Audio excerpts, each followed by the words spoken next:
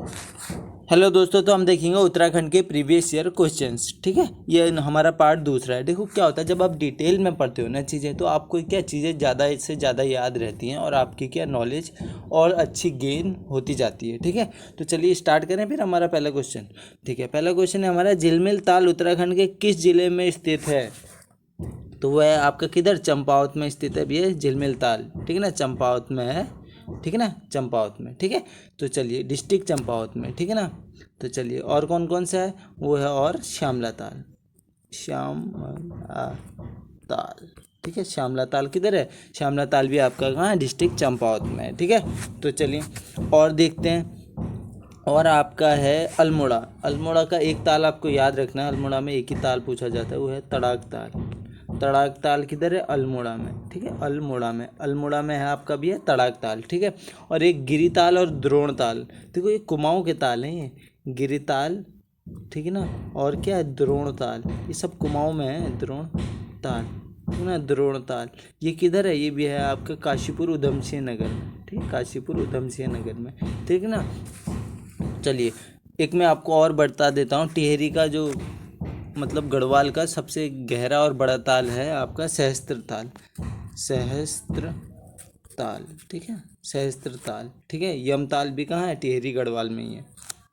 सहस्त्र ताल कहाँ है? आपका टिहरी गढ़वाल में। ठीक है, याद रखिए। देखो मैं इसके लिए अभी थोड़ी देर बाद ही लगभग, ठीक है ना, अलग से एक वीडियो ला दूंगा कि कौन से ताल किधर है, वो भी इमेज के साथ। क्योंकि इमेज में अगर आप देखेंगे ना, अच्छा ये ताल यहाँ है, तो आपको जल्दी से क्या आप कनेक्ट कर जाएंगे। अच्छा, और याद भी जल्दी हो जाएगा, क्योंकि हम इमेज फॉर्म ज़्यादा याद रख पाते हैं। ठीक है, तो चलिए अभी मैं आपको सारे ताल नहीं बताऊंगा, सारे ताल मैं अभी अलग से वीडियो ला दूंगा। ठीक है, तो दूसरा प्रश्न हमारा, प्रथम दो तर्कों के आधार पर तीसरे में वृत्त के अंदर की संख्या होगी। तो देखो क्या होगी इसमें, आपको 196 देख के और 324 देख के कुछ याद आ रहा है?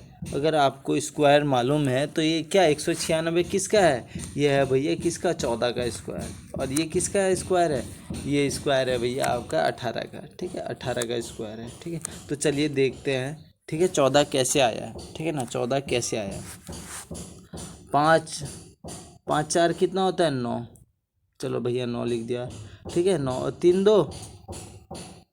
ठीक है, 3 2 कितना होता है? 5 होता है। 9 5 कितना हो गया? ये हो गया ना हमारा 14, और 14 का स्क्वायर 196। ठीक है, तो यहाँ पे भी 196। चलो भैया यही रूल यहाँ पे भी एक बार देख लेते हैं, चेक कर लेते हैं। मतलब 7 2 9 हो गया, 6 3 9, 9 9 18, और 18 का स्क्वायर 324। तो भैया आप सीधी सी बात है, यहाँ पे जोड़ देंगे। 6 4 10। ठीक है, 10 10 और 9 19। ठीक है, 19 और 3 22। तो भैया जो 22 का स्क्वायर होता है ना, वो होता है आपका 484। अगर आपको ऐसे नहीं आ रहा है तो मैं आपको एक गुणा का तरीका बताता हूँ। आप एक बार ऐसे सीधे गुणा करेंगे, फिर क्रॉस गुणा करेंगे। ठीक है ना, फिर क्रॉस गुणा करेंगे, और फिर एक और बार आप सीधे गुणा करेंगे, तो आपका आंसर जो आ जाएगा। जैसे मैं आपको बताता हूँ, 22 से 22 की आप गुणा करेंगे, तो पहले सीधे करेंगे, 2 दूनी 4, आपने सीधे करी ना, फिर क्या क्रॉस करेंगे। ये देखो ना, क्रॉस करिए। ठीक है, 2 दूनी 4, 2 दूनी 4। एक बार 2 दूनी 4 आया, दूसरी बार भी क्रॉस करिए, 2 दूनी 4 आया, तो दोनों को जोड़ेंगे तो 8 आ जाएगा। तो यहाँ पे हम लिखेंगे 8। फिर ये जो लास्ट वाला है, फिर इसको ऐसे गुणा करेंगे, तो 2 दूनी 4, ये आ गया आपका 484। ठीक है, बहुत जल्दी आंसर आ जाता है इससे। आपकी स्पीड जो है धीरे धीरे आगे बढ़ेगी। ठीक है, 484 इसमें हमारा बिल्कुल सही आंसर हो जाएगा। अब बढ़े अगले प्रश्न की ओर। अगला प्रश्न है हमारा, एक पुरुष का परिचय कराते हुए महिला ने कहा, इसकी माता मेरे पिता की इकलौती पुत्री है। अब भैया देखो, यहाँ पे कोई एक पुरुष बना लो। ठीक है ना, यहाँ पे कोई महिला बना लो, ये महिला। ठीक है, और ये क्या? पुरुष। ठीक है, ये पुरुष। अब क्या है, इसने बोला कि इसने परिचय कराते हुए कहा कि इसकी जो माता है, इस महिला ने इसका परिचय कहा है ना। एक पुरुष का परिचय कराते हुए महिला ने क्या कहा? इसकी माता मेरे पिता की, इसकी जो माता है ना, वो मेरे पिता की, इसके पिता की। ठीक है, इसके पिता की। ठीक है ना, इसके क्या है? ये पिता है। ठीक है, इसके पिता की इकलौती पुत्री है। क्या? इसकी माता, मतलब इसकी माता अब इसकी माता बोल दिया है मेरे पिता की, मतलब इसके जो पापा हैं, ठीक है ना, इसके पापा की इकलौती पुत्री है। किसकी माता, ठीक है ना। देखो बोलना क्या चाह रहे हो, ठीक है ना। इसकी माता मेरे पिता की इकलौती पुत्री है। इसकी माता बोल दिया ना, तो ये इसकी माता समझ लो, और इसके पिता की, तो ये क्या, इसका रिश्ता बेटे का नहीं हो जाएगा, ये इसका क्या है, बेटा हो जाएगा भैया, ये इसका बेटा हो जाएगा। सीधी सी बात हो गई। आप ध्यान से पढ़ो क्वेश्चन को। इसकी माता मेरे पिता की इकलौती पुत्री है। इकलौती पुत्री है तो ये महिला क्या हो जाएगी, महिला इकलौती तो है ना, और तो कोई नहीं है। तो इसकी माता, ये इसने बोला था इस पुरुष की माता, इस पुरुष की माता क्या हो जाएगी फिर, इसकी इकलौती पुत्री है तो क्या हो जाएगी, इसकी वो माँ नहीं हो जाएगी इस पुरुष की, ठीक है। तो क्या होगा, पुरुष और महिला का किस प्रकार संबंधित है रिश्ता, ठीक है, तो वो है आपका पुत्र से, ठीक है। पुरुष का महिला से, महिला से पूछा है ना, ये चीज़ें आप याद रखा करो, महिला से। फिर वहाँ पे कंफ्यूज हो जाओगे, अगर यहाँ पे कहीं पे माता दिया रहता तो आप क्या करते, यार माता लगा देते, आप माता लगा देते, तो वो आपका गलत हो जाता है, ठीक है ना। महिला से देखा करो, किससे पूछ रहा हूँ, महिला से किस प्रकार है, ठीक है ना, इसको आप याद रखेंगे, ठीक है। चलिए फिर अगले प्रश्न की ओर। अगला प्रश्न हमारा, निम्नलिखित मेमोरी में से किसका उपयोग डाटा को स्थायी रूप में संग्रहित करने के लिए किया जाता है। तो देखो वो किया जाता है, देखो प्राइमरी मेमोरी से तो किया नहीं जाएगा, वो रैम और रोम होती हैं, ठीक है, तो वो करा जाएगा आप सेकेंडरी मेमोरी से, ठीक है, सेकेंडरी मेमोरी से। अब सेकेंडरी मेमोरी होती क्या है, तो देखो जो सेकेंडरी मेमोरी होती है वो होती हैं आपकी क्या, आपकी आपने पेन ड्राइव डाल दी, सीडी डाल दी, कोई चिप डाल दी, ठीक है ना, वो क्या सेकेंडरी मेमोरी है भैया। देखो आप क्या करते हो, जब कभी आप फ़ोटो को सेव करना है, ये करना है, ठीक है, आप क्या करते हो, यार पीडी में सेव कर लेता हूँ, हमेशा सेव रहेगी, मैं पीडी में ना सारी फ़ोटो जो है सेव कर लेता हूँ ना, सेव रहेंगी, ठीक है, आप ऐसा सोचते हो। और वो होती है आपकी सेकेंडरी मेमोरी, क्या पीडी सीडी, ठीक है, और ये चिप वगैरह जो भी है ये सेकेंडरी मेमोरी होती है। प्राइमरी मेमोरी क्या होती है, रैम और रोम, ठीक है, जो मोबाइल के अंदर होती है, ठीक है ना, याद रखेंगे, ठीक है ना। रैम का फुल फॉर्म होते हैं रैंडम एक्सेस मेमोरी, रोम की होती है रीड ओनली मेमोरी, ठीक है, याद रखेंगे। अब बढ़ेंगे अगले प्रश्न की ओर, ठीक है। तो निम्नलिखित में से नंदा देवी मंदिर के निकट स्थित ताल है, तो वो है आपका कौन सा, बेनीताल है, ठीक है। तो चलिए अब बढ़ते हैं अगले प्रश्न की ओर, ठीक है। सिमलीपाल जीव मंडल नीचे किस राज्य में स्थित है, तो सिमलीपाल है भैया आपका कहाँ, उड़ीसा में, ठीक है। और उड़ीसा में और क्या है, चिल्का लेक, ठीक है, और ये चिल्का लेक सबसे बड़ी है, खारे पानी की लेक कहते हैं इसे, ठीक है, चिल्का लेक खारे पानी की लेक है सबसे बड़ी, ठीक है। तो चलें अब बढ़ें और अगले प्रश्न की ओर, ठीक है। चलिए, दिए गए ग्रिड में प्रश्नवाचक चिन्ह के स्थान पर संख्या होगी, तो देखो आप क्या करोगे, आप देखोगे 11 12 13 यहाँ से कुछ बैठ रहा है, नहीं बैठ रहा है, तो आप ऐसे सीधे देखो एक बार, यहाँ पे 89 दिया, यहाँ पे 140, ये प्रश्नवाचक, ठीक है। तो देखो आपको ऐसे क्वेश्चनों में ना ये पूरा क्वेश्चन पढ़ने की जरूरत नहीं है, आपने प्रश्नवाचक देखा आप समझ जाएंगे, ठीक है, क्योंकि टाइम वेस्ट होता है ना आपका, ठीक है। तो देखो 11 से 9 और फिर 89 हो रहा है, क्या कर रहा होंगे हम या तो इसमें गुणा कर रहे होंगे भाई, या तो किसी चीज़ का स्क्वायर करके प्लस कर रहे होंगे, बस दो ही बातें हो सकती है और तीसरी बात हो ही नहीं सकती इसमें, ठीक है ना। तो देखो चलो भैया गुणा करते हैं एक बार, 11 से हमने 9 की गुणा करी तो कितना है, 11 99। अब भैया यहाँ पे तो 89 है, तो भैया हम एक बार -10 करके देख लें, तो -10 कर रहे हैं तो हमारा कितना 89 आ जा रहा है, ठीक है। अब क्या ये सेम लॉजिक यहाँ पे भी बैठ रहा है लास्ट वाले में, अगर इसमें ये सेम लॉजिक बैठेगा तो भैया हाँ हम सही जा रहे हैं, ठीक है। तो चलो देख लेते हैं, 13 की गुणा 10 से करेंगे तो कितना आएगा, 13 × 130, 130 आ गया। अब हम 130 में से -10 करेंगे तो कितना आ जाएगा, ये तो आ गया भैया 120, और यहाँ पे 120 है ही, सही लॉजिक बैठ रहा है। तो अब 12 की गुणा 12 से कितना करेंगे, 12 का स्क्वायर 144 होता है, ठीक है, 144 में से -10 करेंगे तो कितना आएगा 134, कितना 134, ठीक है, 134 आ जाएगा। और हमारा जो सही आंसर होगा ऑप्शन डी हो जाएगा, ठीक है, ऑप्शन डी हो जाएगा। चलिए अब बढ़ते हैं अगले प्रश्न की ओर। निम्नलिखित में से प्रायद्वीप भारत की सबसे लंबी नदी है, प्रायद्वीप भारत की सबसे लंबी नदी है, ठीक है, तो वो है आपकी क्या, गोदावरी। कौन सी है, गोदावरी, ठीक है ना।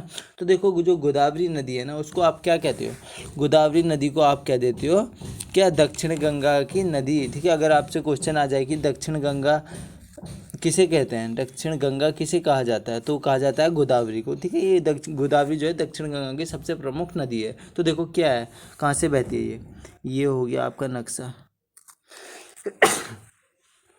ये हो गया आपका नक्शा। ठीक है, अभी थोड़ी तबीयत ऐसी चल रही है मेरी। ठीक है, तो ये हो गया आपका नक्शा, और यहाँ से बहती है ये क्या, ये गोदावरी नदी हो गई। कहाँ से बह रही है ये बह रही है आपके महाराष्ट्र से। ठीक है, महाराष्ट्र से बहती है नासिक ज़िले में। ठीक है, और पश्चिमी घाट के त्र्यंबक पहाड़ी से निकलती है। कहाँ से, पश्चिमी घाट के त्र्यंबक पहाड़ी से। ठीक है, तो ये हो गई आपकी गोदावरी। अब पश्चिमी घाट क्या होता है, ये जो हमारा एरिया है ना, ये वाला ये पश्चिमी घाट है भैया, और ये वाला जो है ये पूर्वी घाट है। ये हो गया आपका, चलो और समझाने को कलर ही कर देता हूँ, ये हो गया आपका पूर्वी घाट इतना। ठीक है, और ये हो गया आपका क्या, पश्चिमी घाट। ठीक है, क्या हो गया, पश्चिमी घाट हो गया। ठीक है, तो चलिए समझ गए आप। चलिए फिर अगले प्रश्न की ओर।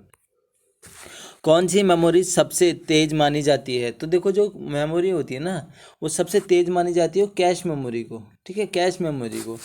अब आप कहेंगे क्यों, तो देखो क्या होता है, जैसे आपने सर्च मारा कि अच्छा अल्मोड़ा कहाँ है, चंपावत कहाँ है, पिथौरागढ़ कहाँ है, ठीक है ना, गढ़वाल किधर है, तो देखो क्या होता है इसमें, सर्च मारा ये अपने अंदर फिट कर लेती है। ठीक है, इसने जल्दी से फिट कर लिया वो। अगर आप इसमें दोबारा से ALB लिखते हैं ना, ALB, तो अल्मोड़ा दिखा देगा खुद ही को। तो ये मेमोरी क्या करती है, अगर आप कुछ सर्च पे मारोगे तो सबसे पहले इस कैश मेमोरी के पास जाता है। अच्छा भैया ये फाइल है, तो कहिए कैश मेमोरी हाँ है, तो कैश मेमोरी क्या है वो फटाफट दे देगी। फिर क्या है, अगर कैश मेमोरी के पास वो फाइल नहीं होगी जो तो आपने सर्च मारा है, तो वो कहाँ जाएगा, वो जाएगा भैया मुख्य मेमोरी के पास। अच्छा, ये कैश मेमोरी के पास नहीं मिला तो क्या, अब ये मुख्य मेमोरी के पास जाएगा। तो पहला पायदान क्या है, कैश मेमोरी के ही पास जाएगा वो। ठीक है ना, आप कुछ भी चीज़ें सर्च मारोगे तो सबसे तेज कौन सी मेमोरी मानी जाएगी, कैश मेमोरी मानी जाएगी, क्योंकि बहुत तेज होती है ये। ठीक है ना, बहुत ही ज़्यादा तेज होती है। ठीक है, देखा नहीं आपने कितने, आपकी कोई चीज़ सर्च मारो, कुछ चीज़ लिखो, ठीक है, कितनी जल्दी ये कैश मेमोरी से निकल के आता है। जितनी चीज़ें या तो आप सर्च मारे रहते हो, ठीक ना, वो सब चीज़ें इसमें कैद होती है। ठीक है ना, पहले से। ठीक है, चलें अब पढ़ें फिर अगले प्रश्न की ओर। चलो, मेघदूत का कुमाऊनी पद्यों में अनुवाद किसने किया। ठीक है, तो देखो मेघदूत का कुमाऊनी पद्यों में जो अनुवाद किया था वो किया था आपका लीलाधर जोशी ने। ठीक है, और मेघदूत किसने लिखी थी, वो लिखी थी आपकी किसने, वो लिखी थी आपके कालिदास ने। ठीक है ना, कालिदास ने लिखी थी। और कौन सी लिखी थी कालिदास ने, अभिज्ञानम शकुंतलम भी कालिदास ने लिखी थी। ठीक है ना, तो देखो मेघदूत काव्य के जो है पंडित लीलाधर जोशी ने कुमाऊनी भाषा में, मतलब पद्यों में, कुमाऊनी भाषा के पद्यों में अनुवाद किया था। ठीक है ना, चलिए आप देख लेते हैं। आपको गद्य और पद्य भी बता देता हूँ, गद्य और पद्य। ठीक है ना, पहले गद्य बता देता हूँ फिर पद्य बताऊँगा, क्योंकि कुछ चीज़ें आपको क्लियर, जब आप क्वेश्चन पढ़ते हो ना तो चीज़ें आपको क्लियर होनी चाहिए। ठीक है, आपको पता चल गया अच्छा कुमाऊनी पद्य में अनुवाद किया, आपको रटना थोड़ी है, आपको तो समझना है ना। तो गद्य और पद्य भी आपको मालूम होने चाहिए। ठीक है ना, तो देखो जो हिंदी साहित्य की रचना में दो विधाएं होती है। ठीक है ना, दो विधाएं होती है, क्या, गद्य और पद्य। ठीक है ना, अब देखो जो गद्य होता है ना, गद्य में आते हैं आपके उपन्यास, ठीक है, उपन्यास आते हैं, नाटक आते हैं, ठीक है ना, निबंध आते हैं, निबंध आते हैं। ठीक है, और स्मरण आते हैं, आत्मकथा। ठीक है, आत्मकथा याद रखेंगे। और क्या, और पत्र आते हैं, ये सब क्या आते हैं, ये सब आते हैं आपके गद्य में। अब इन चीज़ों को क्या आसानी से पढ़ लोगे, आप उपन्यास पढ़ोगे तो आप सीधा पढ़ोगे एकदम। अच्छा ऐसा हुआ था, अच्छा अल्मोड़ा में ऐसा हुआ था, अच्छा नैनीताल में ऐसा हुआ था, मतलब आप सीधा पढ़ोगे। ठीक है ना, आत्मकथा, उपन्यास, नाटक क्या है, आप सीधा पढ़ते हो। ठीक है, चलो अब पद्य देख लेते हैं। जो पद्य होते हैं ना, पद्य क्या होते हैं, उसमें आती है आपकी कविताएं, कविता। ठीक है, कविता। ठीक है ना, गीत, ठीक है, और क्या, गाना। ठीक है, गीत, गाना। ठीक है ना, ये सब चीज़ें क्या, ये सब चीज़ें आपकी क्या पद्य में आती हैं। अब क्या पद्य, देखो जो गद्य है ना, गद्य में तो अलंकारों का प्रयोग होता ही नहीं है, क्योंकि आप उसको सीधा पढ़ते हो। ठीक है, कोई सुरताल नहीं, बिल्कुल सीधा पढ़ते हो। ठीक है, लेकिन जो पद्य होता है ना, पद्यों में अलंकारों का बहुत प्रयोग होता है। ठीक है ना, बहुत ज़्यादा ही प्रयोग होता है। ठीक है, अलंकारों का पद्य को ना गहना कहा जाता है। ठीक है, अलंकारों का पद्य जो है वो गहना है। ठीक है ना, तो देखो आप जब भी पद्य, जैसे आपने गद्य पढ़ा, गद्य आप कैसे पढ़ दोगे? एकदम सीधा पढ़ दोगे। उपन्यास पढ़ोगे, नाटक पढ़ोगे या निबंध कुछ भी पढ़ोगे तो आप कैसे पढ़ दोगे? तो आप बिल्कुल सीधा पढ़ दोगे। लेकिन जब आप गद्य पढ़ोगे तो कैसे पढ़ोगे? जैसे चिड़िया जल गई, कैसे पढ़ोगे? ठीक है ना, तो वो पढ़ोगे आप एकदम लय में। ठीक है ना, लय में पढ़ोगे। मछली जल की रानी है, जीवन उसका पानी है, ऐसे पढ़ते हो ना आप। कोई कविता मिल गई, कुछ भी मिल गई तो आप एकदम लय में पढ़ते हो। ठीक है ना, तो समझ गए आप मैं क्या कहना चाह रहा हूँ, गद्य और पद्य क्या होते हैं। ठीक है, तो अब बढ़ते हैं अगले प्रश्न की ओर। ठीक है, तो निम्नलिखित विकल्पों में से गांधी जी के सामाजिक विचार संबंधित हैं। ठीक है ना, तो वो संबंधित हैं। देखो, अस्पृश्यता निवारण मतलब अनटचेबिलिटी। ठीक है, तो सांप्रदायिक एकता, महिलाओं की दशा सुधारना, उपयुक्त सभी। तो देखो सामाजिक विचार, तो ये सभी क्या हैं? गांधी जी के क्या है? सामाजिक विचार से संबंधित है। ठीक है ना, सामाजिक विचार से संबंधित है। तो इसमें और मुझे कुछ बताने की आवश्यकता नहीं है। आशा करता हूँ आपको मालूम होगा। ठीक है, चलिए अब बढ़ते हैं अगले प्रश्न की ओर। देहरादून फुटबॉल अकादमी की स्थापना हुई, तो देखो वो हुई थी सन 2011 में। ठीक, कब हुई थी? सन 2011 में। आप भी खुद अपने से, जैसे क्वेश्चन आएगा ना तो आप खुद अपने मन में खुद से लगा लेंगे कि अच्छा कब हुई थी यार स्थापना। ठीक है, तो आप खुद भी अपने मन से लगाएं और अपना स्कोर जो है मुझे कमेंट बॉक्स में वो बता सकते हैं। ठीक है ना, वो बता सकते हैं मुझे। ठीक है, तो चलिए अब बढ़े हम अगले प्रश्न की ओर। निम्नलिखित में से कौन सा उद्योग चूना पत्थर को कच्चे माल के रूप में प्रयुक्त करते हैं? तो वो किस में प्रयुक्त होता है पता है? चूना पत्थर वो होता है आपका किस में? सीमेंट में, सीमेंट में। ठीक है, चलो मैं आपको बता देता हूँ कि अच्छा कैसे बनता है सीमेंट। ठीक है, कैसे बनता है सीमेंट। ठीक है, बनाने मत लग जाना बस। ठीक है, तो देखो चूना पत्थर। ठीक है ना, चूना पत्थर में क्या हम एक क्ले मिलाते हैं। चूना पत्थर तो हो गया, चलो क्ले मिलाते हैं। ठीक है, क्ले मिलाते हैं चूना पत्थर में। सीमेंट बनाने के लिए चूना पत्थर में क्ले मिलाते हैं और इस मिश्रण को ना भट्टी में ना उच्च ताप में क्या जलाया जाता है। उच्च ताप मतलब बहुत ही ज़्यादा हीट में। ठीक है ना, बहुत ही ज़्यादा हीट में क्या जलाया जाता है। ठीक है ना, और फिर क्या किया जाता है? फिर इसमें खंगर, ठीक है ना, खंगर और क्या जिप्सम मिलाया जाता है। ठीक है, जिप्सम मिलाया जाता है। ठीक है, जिप्सम मिला के क्या करते हैं हम? फिर महीन, एकदम महीन और बारीक करके इसको कूट देते हैं। लो भैया आपका बन गया सीमेंट। ठीक है, लो बन गया आपका सीमेंट। ठीक है, तो चलें फिर अगले प्रश्न की ओर।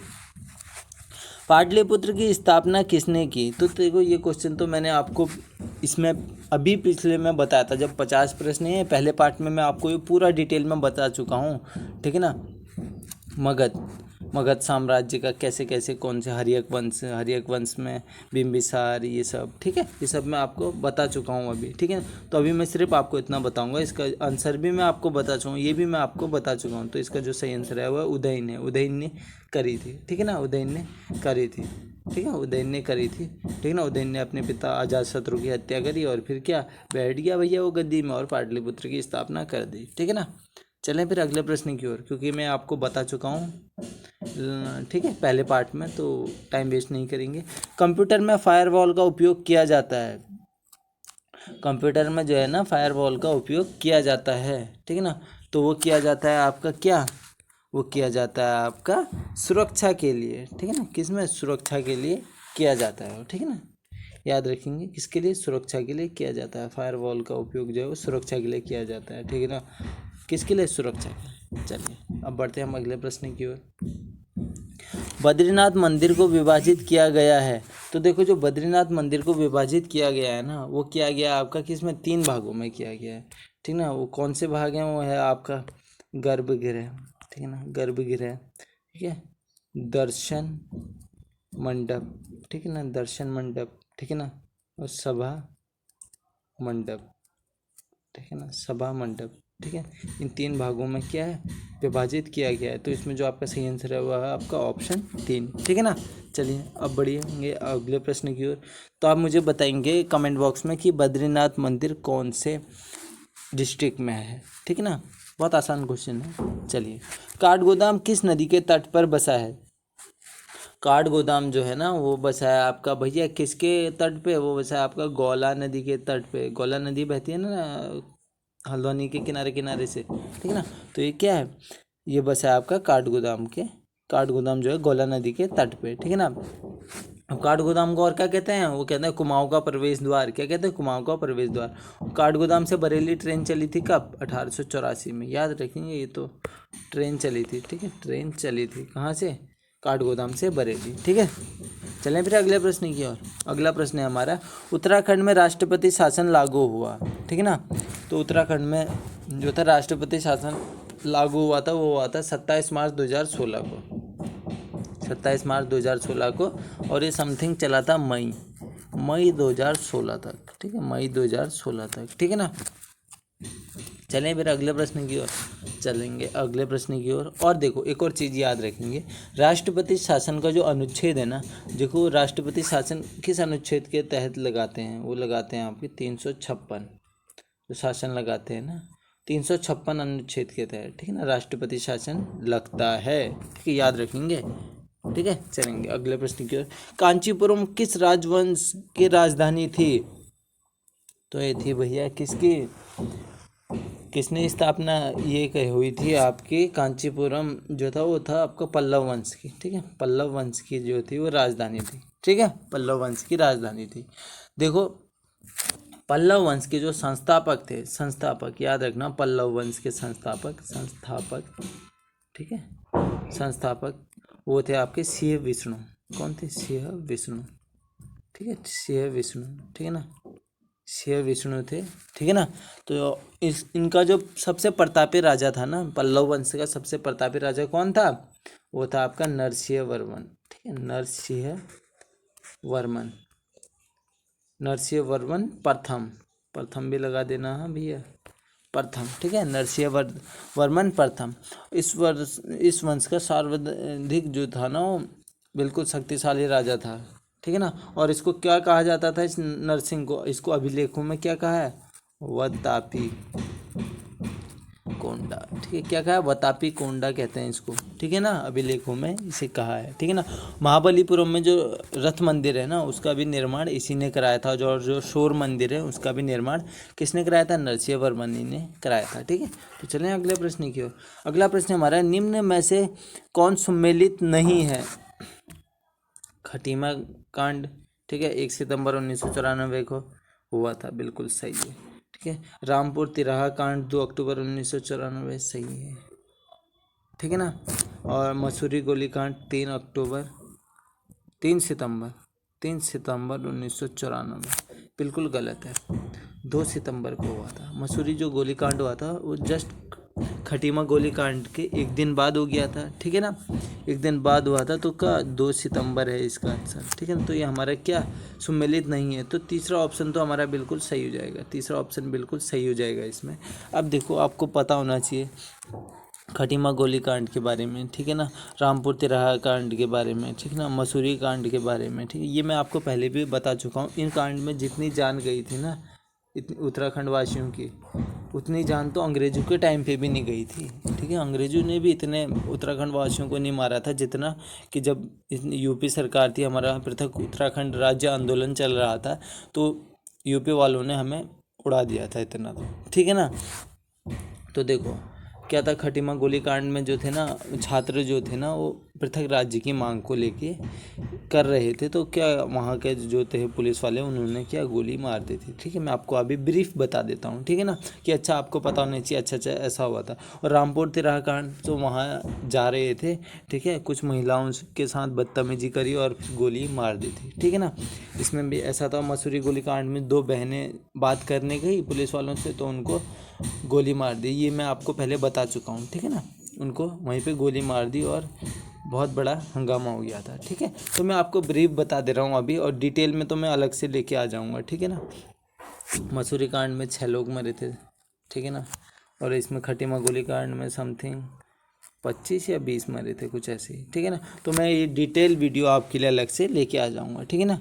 चलिए अब बढ़े फिर अगले प्रश्न की ओर, ठीक है ना, अगले प्रश्न की ओर बढ़ते हैं, ठीक है ना। चलिए, मानसरोवर यात्रा उत्तराखंड के किस स्थान से चीन में प्रवेश करती है, तो ये तो आपको मालूम ही होगा, आशा करता हूँ मालूम ही होगा या होना ही चाहिए, ठीक है। वो है आपका लिपुलेख दर्रा, ठीक है ना, लिपुलेख दर्रा कहाँ पिथौरागढ़ में है, ठीक है ना। तो ये आपको मालूम ही होना चाहिए। और इसमें ट्रेल पास आया है, ठीक है ना। ये ट्रेल पास कहाँ है भैया, ये बागेश्वर में है। किधर है, बागेश्वर में है, ठीक है ना। चलिए अब बढ़ते हैं अगले प्रश्न की ओर। सुनामी शब्द किस भाषा से संबंधित है। तो देखो सुनामी शब्द जो बना है ना, वो बना है आपका सु और नामी। सु और नामी ये जापानी शब्द है। ऑप्शन इसमें सी आपका सही हो जाएगा। सु का मतलब होता है समुद्र तट, ठीक है, समुद्र तट। और नामी का जो मतलब होता है ना, वो होता है आपका लहर। लहर ये होता है भैया आपका जापानी भाषा में जो भी इसका जो अनुवाद है, ठीक है ना, सुन नामी, ठीक है। तो क्या है, ये जापानी शब्द है, ठीक है ना। ये आपने कक्षा 8 में भी पढ़ा होगा। चलिए, भारत में राष्ट्रीय उपभोक्ता दिवस मनाया जाता है, तो वो मनाया जाता है कब। देखो 24 दिसंबर 1986 को, ठीक है ना। 24 दिसंबर 1986 को, दिसंबर 1986 को ना क्या किया गया था, उपभोक्ता संरक्षण अधिनियम जो था ना, विधेयक पारित हुआ था। क्या, उपभोक्ता संरक्षण अधिनियम, उपभोक्ता ठीक है, उपभोक्ता संरक्षण अधिनियम। मेरी लेख अच्छी नहीं है तो आप समझ जाना, ठीक है। उपभोक्ता संरक्षण, ठीक है, संरक्षण अधिनियम, ठीक है ना। कब पारित हुआ था, 24 दिसंबर 1986। तो इसी दिन को क्या बनाते हैं हम, उपभोक्ता दिवस, 24 दिसंबर को, ठीक है ना। तो सही आंसर होगा हमारा 24 दिसंबर, ठीक है। अब बढ़े अगले प्रश्न की ओर। कुमाऊं का सबसे प्राचीन व्यापारिक मेला है। तो मैं आशा करता हूँ ये आपको आता ही होगा, क्योंकि ये हमेशा पूछा जाता है, हमेशा सालों से पूछा जा रहा है ये तो ना, एकदम सदाबहार क्वेश्चन है ये तो, ठीक है। वह है आपका बागेश्वर मेला, ठीक है, बागेश्वर मेला, ठीक है ना। चलें फिर अगले बढ़े अगले प्रश्न की ओर। अगला प्रश्न हमारा, भारत में कर्क रेखा नहीं गुजरती है। देखो कर्क रेखा 8 राज्यों से गुजरती है, कितने 8 राज्यों से गुजरती है कर्क रेखा, ठीक है ना। और यह नहीं गुजरती है, और नहीं गुजरती है आपकी किधर, उड़ीसा से, उड़ीसा से। ये है आपका भारत का नक्शा, ठीक है। नक्शा थोड़ा सा ऐसा ही बनेगा तो माफ़ करना, ठीक है। ऐसे गुजरती है बीचों बीच, ठीक है ना, ऐसे गुजरती है भारत के बीचों बीच कर्क रेखा, ठीक है ना। तो उड़ीसा कहाँ, उड़ीसा तो आपका हो गया इधर इधर साइड को, ठीक है। उड़ीसा यहाँ साइड को हो गया, तो यहाँ से नहीं गुजरती है, ठीक है ना। चलो मैं आपको 8 राज्य पूरे बता देता हूँ कहाँ से गुजरती है, ठीक है। वो आपका गुजरती है मिजोरम, पेन नहीं चल रही है, मिजोरम, चलो मिजोरम, ठीक है ना। त्रिपुरा, ठीक है, मिजोरम, त्रिपुरा, पश्चिम बंगाल, और कहाँ हो गया, राजस्थान, ठीक है, और राजस्थान, और गुजरात, ठीक है, और गुजरात, ठीक है, गुजरात, और मध्य प्रदेश, ठीक है, और मध्य प्रदेश, ठीक है, और क्या, छत्तीसगढ़, ठीक है ना, छत्तीसगढ़, सी लिख दे रहा हूँ, छत्तीसगढ़, और झारखंड, झारखंड से, और झारखंड से कितने हो गए, ये 4, ये 4, 8, ठीक है, समझ गए। चलें फिर अगले प्रश्न की ओर। कहाँ कहाँ से गुजरती है, देखो मिजोरम, त्रिपुरा, पश्चिम बंगाल, राजस्थान, गुजरात, मध्य प्रदेश, छत्तीसगढ़ और झारखंड से गुजरती है। 8 राज्यों से गुजरती है कर्क रेखा, ठीक है। तो इसमें जो आपका सही आंसर होगा उड़ीसा, वो उड़ीसा से नहीं गुजरती है, ठीक है ना। गंगनानी तप्त कुंड स्थित है। तो देखो जो गंगनानी तप्त कुंड है ना, इसको आप क्या कह देते हो, इसको आप ऋषि कुंड भी कहते हो। क्या कहते हो, इसको आप ऋषि कुंड भी कहते थे, ठीक है ना, ऋषि कुंड भी आप इसको कह देते हो, ठीक है। तो ये आपका है कहाँ है, उत्तरकाशी जिले में है, ठीक ना, किधर, उत्तरकाशी जिले में है। इसमें क्या है ना, इसमें आता है आपका जो पानी आता है ना, उसमें आता है गंधक वाला आता है। कौन सा पानी आता है, गंधक वाला। और ये गंधक क्या, चर्म रोगों को दूर करता है, ठीक है ना। तो इसीलिए कहते हैं कि इस पानी में आप नहाओगे तो आपके क्या, चर्म रोग दूर होंगे, ठीक है। तो चलो अब बढ़े फिर अगले प्रश्न की ओर। थांगला, डंगरीला, नेलंग और लमलंग है, ठीक है ना। ये क्या है आपके, ये सब तो आपको एक का मालूम होगा ना, आप सही आंसर लगा देंगे। आपको चलो थांगला मालूम होगा, ठीक है। थांगला क्या है, दर्रा है। डंगरीला भी दर्रा है, नेलंग भी दर्रा है, सब ये क्या है, दर्रे हैं, ठीक है। चलो मैं आपको बता देता हूँ ये दर्रे हैं कहाँ भी, ठीक है।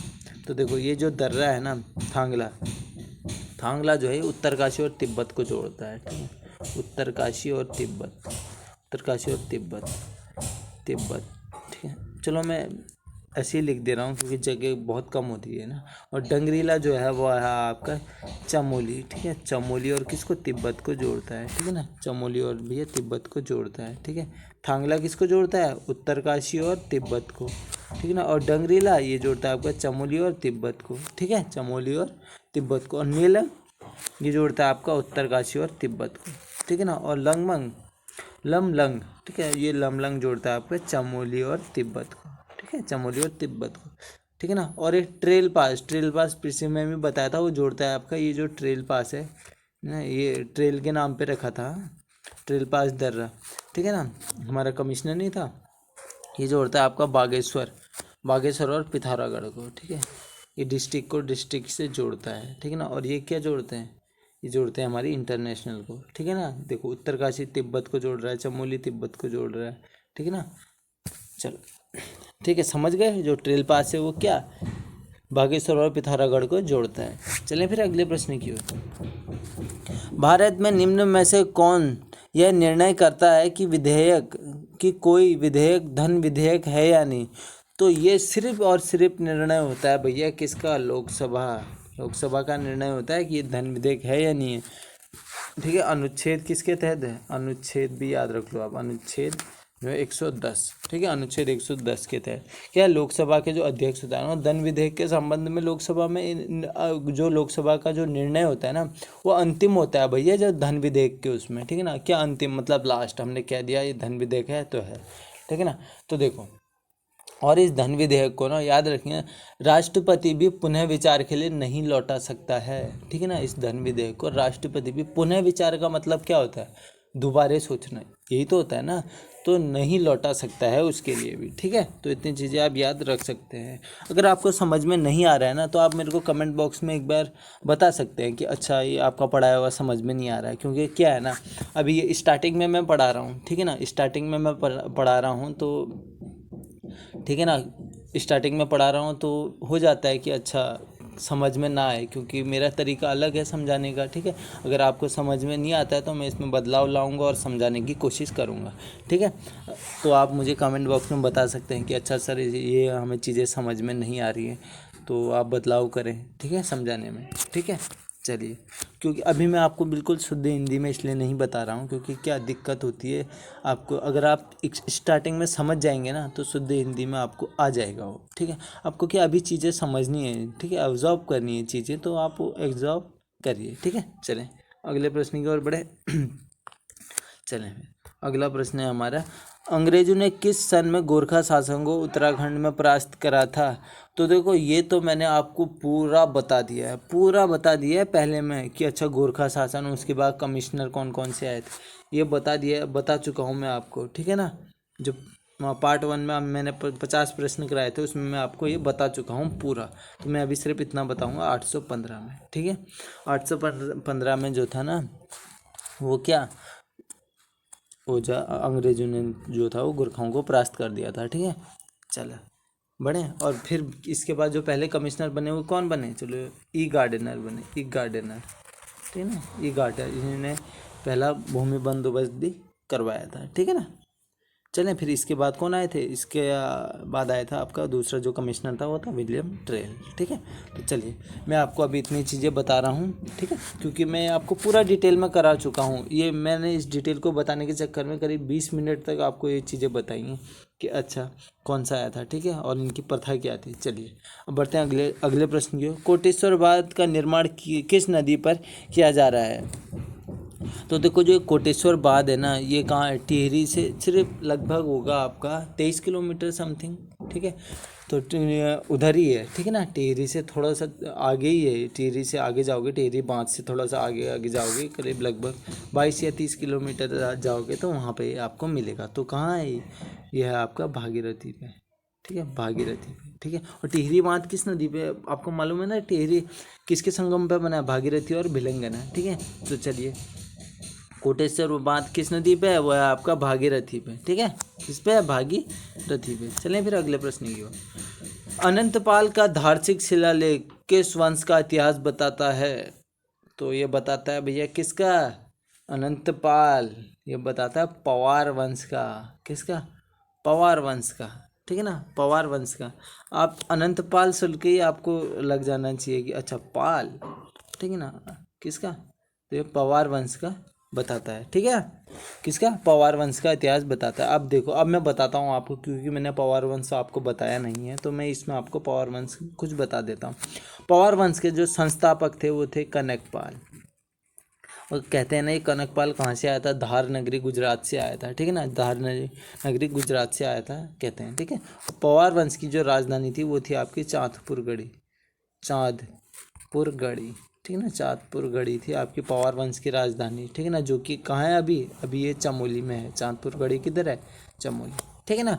तो देखो, और क्या याद कर सकते हैं आप? सर्वप्रथम शाह की उपाधि लेने वाला कौन था? ठीक है, ये पूछा जाता है। तो सर्वप्रथम शाह की जो उपाधि लेने वाला था वो था आपका बलभद्र पाल, ठीक है, बलभद्र पाल था। इसने शाह की उपाधि ली तो क्या हो जाएगा? ये बलभद्र शाह, ठीक है ना, ये बलभद्र शाह हो जाएगा, ठीक है। फिर यहीं से जो था वो सभी जो था वो शाह लगाने लग गए थे, जैसे मानवेंद्र शाह हो गया, ठीक है ना। तो ये सभी जो थे वो शाह लगाने लग गए थे। इसके बाद सबसे पहले शाह लगाया था भैया बलभद्र शाह ने, ठीक है ना। तो देखो, और जो लास्ट राजा था वो था मानवेंद्र शाह, मानवेंद्र शाह, ठीक है, मानवेंद्र शाह, ठीक है। कब से कब तक था इसका राज? 1946 में बना ये, और भैया 1949 में इसने क्या कर दिया? विलय कर दिया भारत में, ठीक है, अपना जो भी था, ठीक है। वो कहा कि भैया अब तुम इसको बना लो भैया जिला, ठीक है। तो 1949 में ये, ठीक है, क्या था? 1946 से 49 तक, ठीक है। मानवेंद्र शाह लास्ट जो था वो पवार शासक था, ठीक है। चलिए अब बढ़ते हैं अगले प्रश्न की ओर। ये सारी मैं वीडियो पवार शासक, चंद्रवंश अलग से लेके आऊँगा, ठीक है ना, और एक ही वीडियो में कवर कर दूंगा, ठीक है ना। तो चलिए अब बढ़ते हैं अगले प्रश्न की ओर। निम्नलिखित मौलिक, ठीक है, तो देखते हैं, मौलिक कर्तव्यों का वर्णन भारतीय संविधान के किस अनुच्छेद में किया गया है? तो देखो, जो मौलिक कर्तव्यों का जो वर्णन है ना वो किया गया है आपका किस में? अनुच्छेद 51 क में, ठीक है, अनुच्छेद 51 क में किया गया है, अनुच्छेद 51 क में किया गया है, ठीक है ना, याद रखेंगे। तो देखो, ये है आपका भाग क में। चलो मैं आपको भाग बता देता हूँ फटाफट से, ठीक है, याद रखिए, फटाफट जल्दी बता देता हूँ। भाग पहला है आपका क्या? संघ एवं उसके राज्य क्षेत्र, ठीक है, संघ एवं उसके राज्य क्षेत्र, ठीक है, मतलब क्या? स्टेट और यूनियन टेरिटरी, ठीक है ना। तो संघ एवं उसके राज्य क्षेत्र, ठीक है, तो ऐसे लिख दे रहा हूँ खाली, ठीक है। और दूसरा है आपका नागरिकता से, दूसरा क्या है? नागरिकता से, ठीक है। और तीसरा है आपका क्या? मौलिक अधिकार। तीसरा जो भाग है वो किसका है? मौलिक अधिकार का, ठीक है। और चौथा क्या भाग है?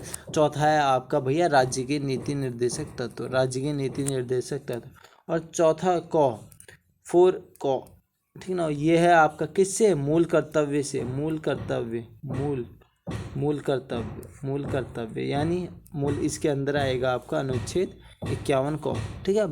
भाग 4 क के अंदर आता है अनुच्छेद 51 क, ठीक है। और भाग 9, ये तो आपसे हमेशा पूछा जाता है, भाग 9 में आती हैं आपके, भाग 9 में आती हैं आपकी पंचायतें, ठीक है। तो चलें फिर अगले प्रश्न की ओर। विश्व के किस देश को लोकतंत्र का घर कहा जाता है? वो कहा जाता है भैया किसे? स्विट्ज़रलैंड को कहा जाता है, ठीक है ना। तो देखो, सबसे ज़्यादा ना इधर क्या है? हमारे संगठन है, ठीक है ना, क्या है? सबसे ज़्यादा संगठन है। देखो, जैसे संगठन कहने का मतलब सबसे ज़्यादा हेडक्वार्टर है, ठीक है। जैसे क्या? ILO का हेडक्वार्टर कहाँ है? वो क्या है? हमारा स्विट्ज़रलैंड में है। ILO मतलब अंतर्राष्ट्रीय श्रम संगठन, इंटरनेशनल लेबर ऑर्गेनाइजेशन, ठीक है ना, ये किधर है भैया? स्विट्ज़रलैंड में है, ठीक है ना। रेड क्रॉस अंतर्राष्ट्रीय समिति, एक रेड क्रॉस है ना, वो भी कहाँ है? वो भी स्विट्ज़रलैंड में है। अंतर्राष्ट्रीय मानक संगठन, देखो, अंतर्राष्ट्रीय मानक संगठन कहाँ है? स्विट्ज़रलैंड में है, ठीक है ना। अंतर्राष्ट्रीय दूरसंचार संगठन, वो भी कहाँ है? स्विट्ज़रलैंड में। और सबसे famous WHO, world health organization, किधर है? ये भी कहाँ है? स्विट्ज़रलैंड में है इसका हेडक्वार्टर, ठीक है ना। विश्व मौसम विज्ञान स्विट्ज़रलैंड में है। विश्व आर्थिक मंच, वर्ल्ड इकोनॉमिक फोरम भी किधर है? वो है आपका स्विट्ज़रलैंड में। अंतर्राष्ट्रीय ओलंपिक समिति, वो भी स्विट्ज़रलैंड में है। ये सब स्विट्ज़रलैंड में अधिकतर, ठीक है ना। चलें फिर बढ़ते हैं अगले प्रश्न की ओर। निम्नलिखित में से किसका उल्लेख भारतीय संविधान की प्रस्तावना में नहीं है पूछा है, ठीक है ना। तो वह है आपका भैया, वह है आपका धार्मिक न्याय, ठीक है ना, धार्मिक न्याय, ठीक है, क्या? धार्मिक न्याय, ऑप्शन सी इसमें आपका बिल्कुल सही हो जाएगा, ठीक है ना। तो चलिए अब फटाफट देख लेते हैं, ये क्वेश्चन आपको ऐसे ही हैं, थोड़ा सा जल्दी देख लेते हैं, ठीक है ना। चलिए, उत्तराखंड राज्य में अटल आदर्श ग्राम योजना किस वर्ष प्रारंभ की गई? ये की गई थी सन 2011 में, क्योंकि टाइम जो है ना बहुत ज़्यादा हो गया, ठीक है ना। टाइम क्या हो गया, बहुत ऐसा लग रहा है कि मैंने सोचा था इसको मैं 30-40 मिनट में ख़त्म कर दूंगा, क्योंकि पिछली वीडियो से सीख ले ली ना, वो 1 घंटे से पार चली गई थी, ठीक है, 1 घंटे से पार चली गई थी। अब जल्दी जल्दी करा देता हूँ आपको, ठीक है ना। और 96 क्वेश्चन है आपका, ठीक है। निम्नलिखित कार्यों में केंद्रीय बैंक कौन सा कार्य नहीं करता है। देखो, नोट निर्गमन का कार्य करता है भैया। लोगों से जमा पर, अब लोगों से वो जमा प्राप्त क्यों करेगा, ठीक है ना। क्या लोगों से जमा प्राप्त करेगा आरबीआई? नहीं करेगा भैया, उसका काम ही नहीं है। ऑप्शन बी बिल्कुल सही हो जाएगा हमारा, ठीक है। चलिए, संयुक्त राष्ट्र विकास कार्यक्रम द्वारा प्रकाशित मानव विकास सूचकांक सम्मिलित करता है, तो इसमें आप सकल घरेलू उत्पाद जीडीपी, ठीक है ना। तो इसमें जो करता है ना, वो बिल्कुल सही हो जाएगा, प्रति व्यक्ति सकल राष्ट्रीय आय, ठीक है ना। राष्ट्रीय विकास की बात हो रही है, ठीक है, मानव सूचकांक, ठीक है ना। तो प्रति व्यक्ति की आय जब पता चलेगी तभी होगा, ठीक है। चलिए, अब बढ़ते हैं हम अगले प्रश्न की ओर। उत्तराखंड में राज्य शैक्षणिक पुरस्कार योजना कब प्रारंभ की गई थी। तो प्रारंभ की गई थी सन 2009 में, सन 2009 में, ठीक है। चलिए, हम बढ़ेंगे। VGA का पूर्ण रूप है, VGA का जो पूर्ण रूप होता है ना, वो होता है आपका वीडियो ग्राफिक्स अरे। अब अरे का मतलब, आप अरे की स्पेलिंग ये होती है, देखो, ARRAY, अरे, ये वाला अरे, ठीक है ना। तो वीडियो ग्राफिक्स अरे, ठीक है ना। क्या होगा, ऑप्शन पहला इसमें हमारा बिल्कुल सही हो जाएगा, ठीक है। अब बढ़ते हैं अगले प्रश्न की ओर। भारत में मेक इन इंडिया कार्यक्रम की शुरुआत हुई थी, वो हुई थी आपकी क्या, 24 सितंबर 2014 को मोदी जी ने करी थी, ठीक है ना। 25 सितंबर 2014 को हुई थी, मोदी जी ने करी थी, ठीक है। तो यहीं पे हम वीडियो समाप्त करते हैं। अगर आपको वीडियो अच्छी लगी हो तो आप चैनल को सब्सक्राइब कर सकते हैं, ठीक है। तो धन्यवाद।